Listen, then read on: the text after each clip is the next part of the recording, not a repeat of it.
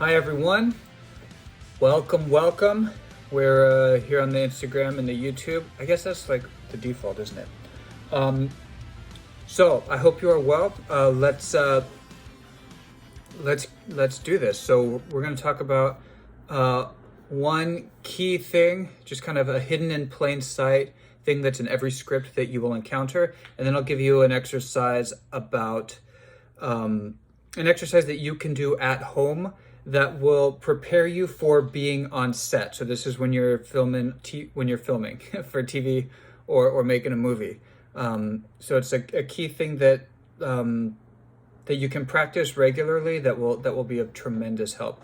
But first, if you're appreciating these videos, please like, share, subscribe. It means a lot to me. You can also support this channel by sharing it if you have other actor friends that you think would benefit from this, so that the next show that you all do together can be even better. Please share this. Also, I take coffee donations at the Venmo at Richard H. Pluim. So if you feel like you want to help my coffee addiction, you can do that too. All right, here we go. So one thing that is very useful to look at in your script is to find the stimulus. Find the stimulus. What is the actor's stimulus? And it's not a check. Sorry to say. But using the word stimulus as it's used in biology. So what is a change in the environment that happens moment by moment or scene by scene? And how does your character respond to the moments? You know, are there any patterns with this? If there's an interruption, is your character the first one to speak? Is there a stage direction that consistently happens every time there's a change in the space? When does someone enter? When does someone leave? When is there a noise? When is there new information that changes everything? You know, like, I don't know, the phone call with the bad news. When there's any kind of a change, what is your character's response? And if there isn't anything written, like, oh, my character doesn't speak, that's also something, actually. If they never are the first one to speak, that says something. Are they a very patient person? Do they kind of take in what's going on before they react? But if you can't find a literal pattern, like if they don't say anything, you can create it. And these are the kinds of things that will kind of give your character this extra nuance, this extra little dimension that isn't necessarily called for, but it also doesn't interrupt from the story. That's another key thing, is that if you're not finding a pattern with the stimuli in the script, is to note when there's a change in the scene. Character enters, character exits, something happens, new information. Does this serve your objective, or is this a new obstacle to your objective? And so that's another way to look at it.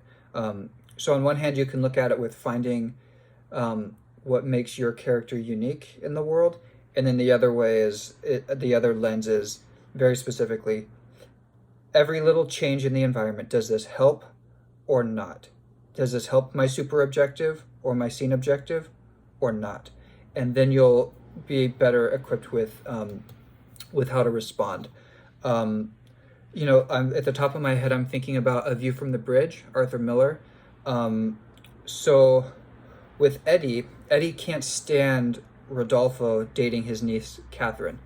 So anytime there's any new information about Catherine with Rodolfo, or Catherine doing anything outside of her normal routine before Rodolfo entered the picture, I don't want to give away the play. If you haven't yet seen it or read it, I highly recommend. It's a classic.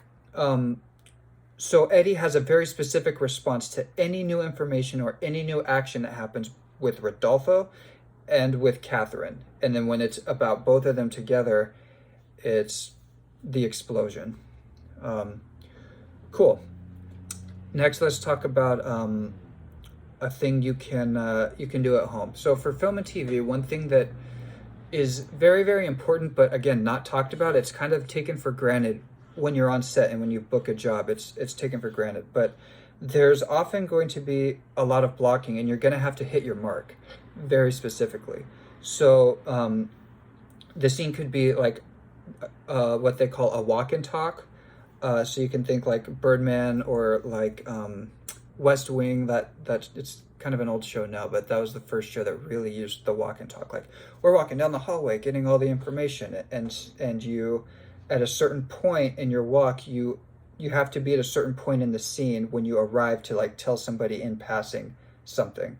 Or it can be you need to sit down just at the right moment because in the background something's going to happen that causes you to speak. So it's a very specific, nuanced dance, and so it will benefit you to remember that when you're on film and you're working with a camera, is that the camera and the camera operator, they are another character in the scene for you, and so you kind of the same sort of dance that you have with the other character that you're speaking with. You have that same thing with the camera, okay, and you two are working together to tell the story. There is something called depth of field with the camera lenses. So sometimes I don't want to talk about camera theory. You can YouTube all that stuff. But for the actor, what's important is if there's a shallow depth of field, that means that there is a very little width from the camera to, I don't know, forever, that is in focus. Okay, so a shallow depth of field means I have to be exactly on my spot to be in focus. So that if I'm just like, even just a little bit, even just a lean forward, my face is out of focus. Or even just a little lean back, I'm out of focus. Okay, and so sometimes it's very critical on these like awesome TV shows that we all love.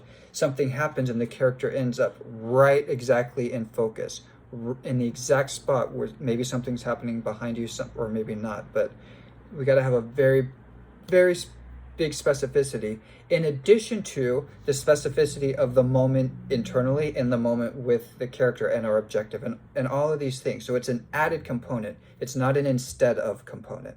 All right. So what you can do to practice at home is work on a monologue or a scene from your scene study class, or it can be the last thing that you worked on, and create blocking in your house. So you can set up little, like you can grab a quarter and set it somewhere over in the kitchen or downstairs or whatever.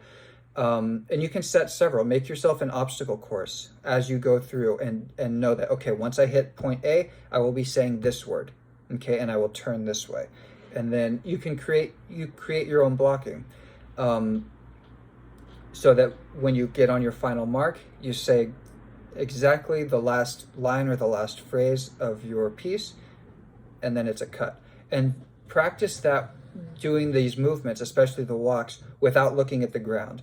Because again, when you are doing this and you walk directly in frame, your eyes can't look at the floor. Nobody wants to watch a TV show where the actor's like seeing something horrible happen and then they go to make sure that they're in focus. You can't do that stuff. Not when you're on the lot, man. So practice doing this and knowing exactly where you are spatially without having to look at the ground. There are other means of calibrating in the space around you. Sometimes it will be the camera. Sometimes it will be like feeling a light in a certain way. At home, you can be like, okay, where's the microwave has to be in an exact spot, or I need to see something around the corner that just barely. You do it. Create your own. Okay.